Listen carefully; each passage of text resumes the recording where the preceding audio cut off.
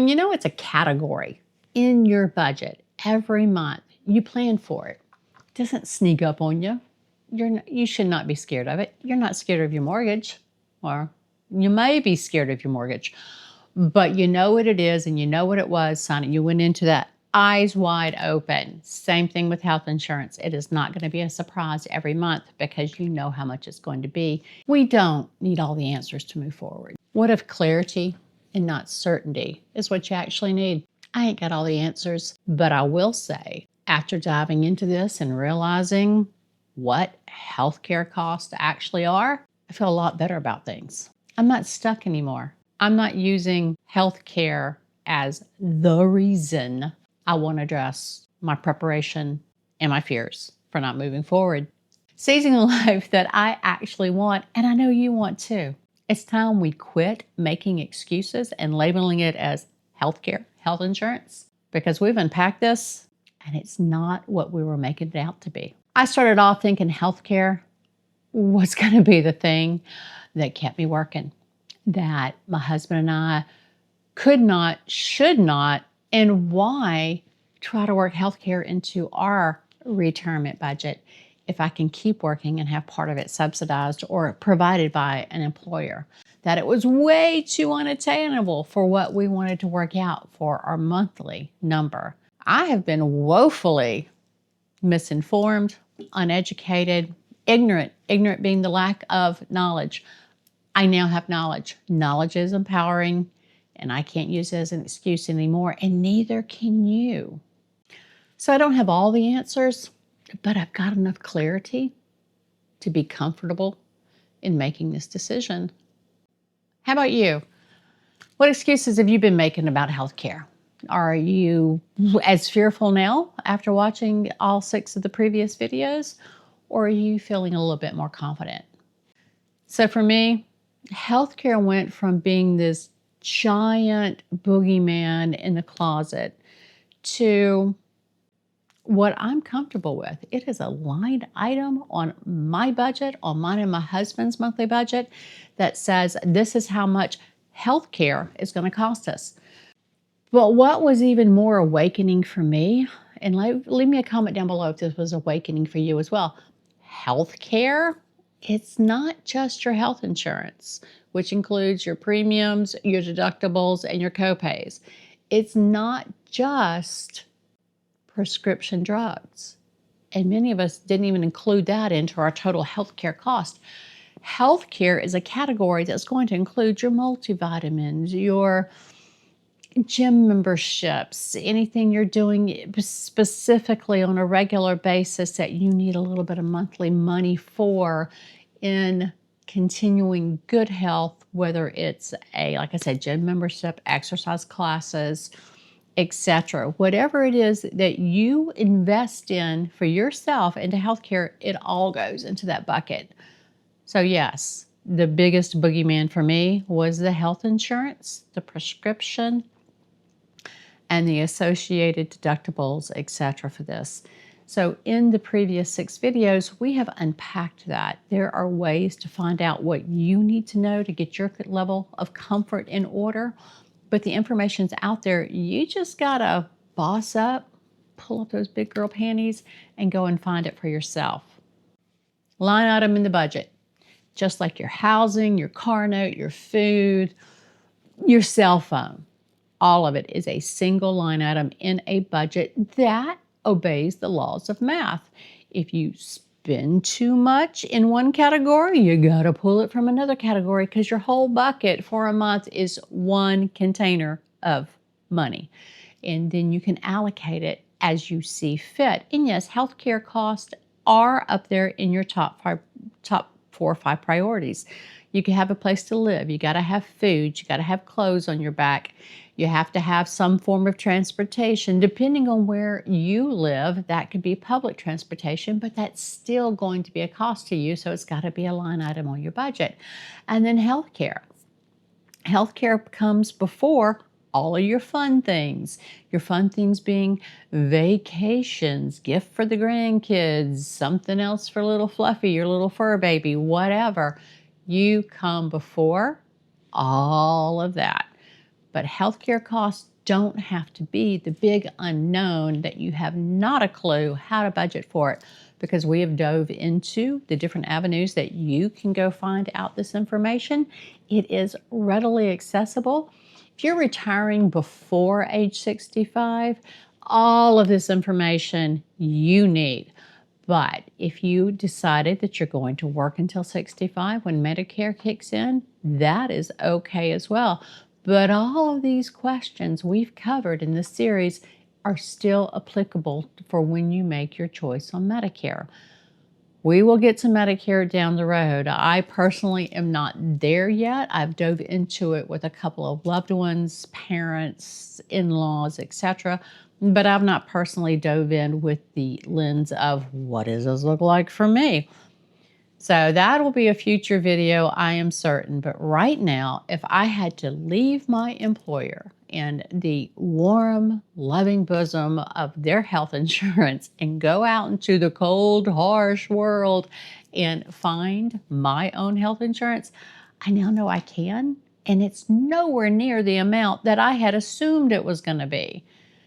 So if you are planning your glide down, if you're in your last year, 3, 5 years, but you see the end in sight, go ahead and start shopping this information and then keep your ear to the ground for the next however long it takes you between now and go time for any changes in regulations and things. I do know that when it comes to the ACA, the Obamacare, the exchange, there were some subsidies that expired at the first of this year that really impacted the cost of health insurance.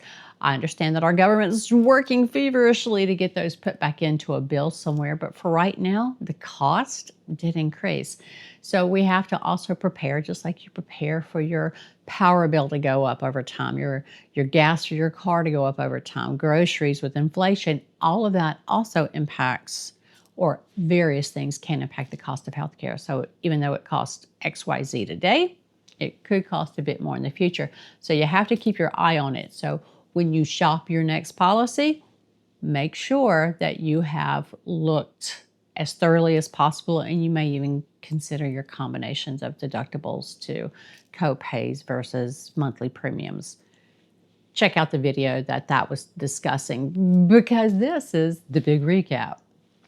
So when you know it's a category in your budget every month, you plan for it. It doesn't sneak up on you. You should not be scared of it. You're not scared of your mortgage, or you may be scared of your mortgage, but you know what it is and you know what it was, Sonny. You went into that eyes wide open. Same thing with health insurance. It is not going to be a surprise every month because you know how much it's going to be, and you adjust your budget accordingly. We've been doing this our entire lives. The month-to-month budget, that whether it was formalized, written on paper or not, you've been following money in, money out your entire life. If you haven't been doing a budget, go down to the description. Master Your Money Plan is a free workbook for you to get started on doing that monthly budget. There's also a life experiences to income workbook for those of us who are not going to go gently into that good night and just completely retire. We're actually going to continue producing income with something on our own terms or on our own time. That workbook will help you decipher whether you worked at home or outside the home, what skill sets you have after 30, 40 years of actually working that you can use now to generate some side money. And this next point, it took me a minute because I had to swallow, I don't want to call it pride, but my sense of security, which is normally based on knowing every nuance of every possible scenario. No, we don't have to know everything right now. We know enough to make an educated selection, an educated decision. If prices increase in 18 months, 2 years, we do need to know that costs can fluctuate. So we do want to ensure that we're keeping an eye on things, but we don't have to know it all right now. It should not keep you from moving forward. This is no longer the deal breaker I once thought it was. This is Just another point to budget for. And that makes it very, very manageable in my book. So we don't need a 10-year plan. We need a 12-month plan because that's all we're going to be able to get. You can make adjustments in your own lifestyle. If part of your healthcare cost is this big long list of self-prescribed supplements because you've been watching one too many shorts or TikTok videos of all of these miracle cures, do yourself a favor and do a complete analysis of that. And I'm not talking dive into research studies, etc. No. I personally just took pictures of everything I was taking, the back of the bottle with the ingredients and the percentages and all that, dropped it into an AI engine. I personally use ChatGPT, not sponsored, not affiliated, but love it. And it spit back out an analysis for me. Oh, it was so wonderful, of things that were redundant. My multivitamin was doing a lot more work than I was giving it credit for. I didn't need to add this, this, and this because R was already getting more than enough in the multivitamin. And it would also identify things that were possibly under the recommended daily allowance that I maybe would want to perk up or pick up based on what my personal health needs are. It would also analyze what was maybe being underprovided by some of these supplements that would surprise me. And then also it debunked. It debunked some of the things I was taking that I thought, oh, well, that's an added ingredient that's doing wonders. No, doing absolutely nothing. Some of the supplements and the claims they had were just snake oil. It had no verification. Nothing could be bona fide with that. So some of that, I took off my amount. I was surprised at how much I was spending on supplements. It was like $4 or $5 a day, $250 a month. How the heck? No, I do not want to put that in my budget when my play money is less than that. Do your own analysis, even if it's on a notepad. This is what I take. This is the list of ingredients. This one has it. This one has it. However you want to do it, but it needs to be done. So we have to keep refining. You have to stay on top annually of the insurance policies you choose, the cost of the policy, what it covers, deep dive there because you need to be in the know, prepared for when something happens and you need to seek either emergency attention or urgent attention. You need to not have the surprises that if you go to urgent care versus the emergency room, it's going to cost less. Video in the series talks about that. Make sure you go and you binge that. But you need to be prepared not only with what your insurance policy covers and what you can expect in copays and deductibles, but you also need to be prepared at the cost of ebb and flow of prices, total supplements, and your prescription drugs. If your doctor has you on prescriptions, don't change a thing without talking to them, but talk to them. You need to also have those conversations with, thank you very much for this latest and greatest prescription, but if I had no insurance, how could I afford this? Out of pocket, it's ginormous. So you need to be aware of that and have the conversations with your doctors. Video in this series about that as well, because I personally, as a contractor, but I always made sure when my doctors needed to put me on a prescription, especially if it was a long-term, I ensured it was generic available, doctor generic approved, and that if I walked into my local big W store or a grocery store pharmacy, that I could get a prescription filled for an affordable price. So our plans evolve, life changes, prices change, we roll with it. We Gen Xers, we have been doing this our entire life. We know how to squeeze a dollar.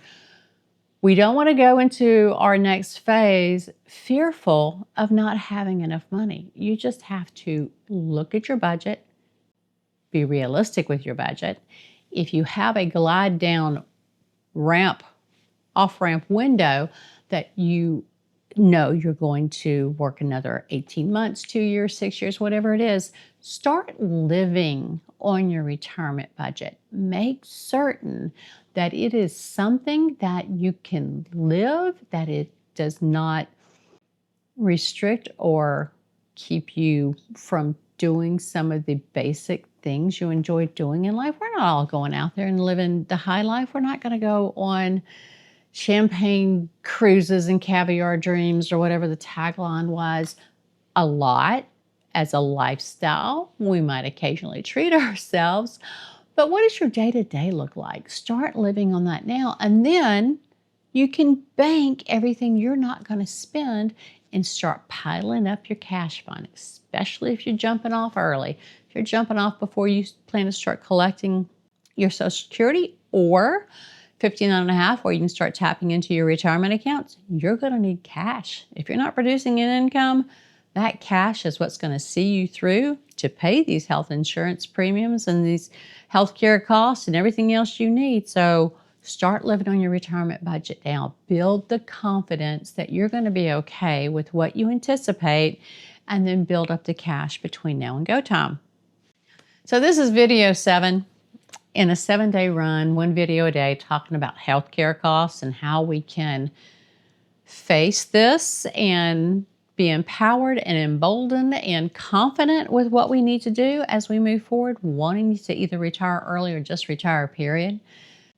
With that said, we're going to do a YouTube live, and I would love for y'all to join me with that. I am Jenny. I've got a little to say about a lot of stuff, and this season of life is all about retiring. And by retiring, I mean no longer work for somebody else. I will continue to work, but it will be on my time, on my schedule, and something I'm really passionate about. Share this video with somebody in your life who needs to hear this information. If you're a Gen Xer, keep coming back. Even if you're not a Gen Xer, you young ones that are watching, good for you, because all of this information, if we had had it and really absorbed it back in our 20s and 30s, this would be a completely different video channel. You would see us, I don't know, out in Greece or Belize or somewhere, sitting back, sipping champagne, if that's your thing. I personally would probably have 17 acres filled of a dog rescue for senior dogs. But this is the time in life we all need to absorb this information and apply it. But if you're over 50, come on, we have got wonderful years ahead of us. Even though we've got more sunsets behind us and we do sunrises in front of us, none of us are going to live forever, but we're dang sure going to live the best life we possibly can confidently. Stop recording. And seizing the life. Yeah, I said seizing. Because some legislation that happened 15 years ago expires or enacts. Okay, we don't need to know that now. It was fish oil, and by fish oil, no, because I do intake fish oil. That's a good thing. No, it was snake oil. There we go. Who takes snake oil? Back in the day, there was one cure will solve everything. There were snake oil salesmen. So yes, even if it's just on a freak, I'm going to stop saying freaking. Ginormous. I've had them prescribe prescriptions for me before. First gen on the market, X number of months, and I went to fill it, and prescription price was affordable, still steep, but affordable. But the original price, oh, $2,200, $2,600, and this was, I don't know, 10, 15 years ago. It was very occasionally provided health insurance through whichever agency was pushing my paper. Insurance, and especially prescription insurance, was, oh yeah, I was riding high when I had that, when I didn't have to pay for it. Completely out of pocket for myself, possibly for the rest of my life or until I change my wicked ways type of prescription, that and not have to go sell a kidney in order to get this prescription, or a firstborn that I never had.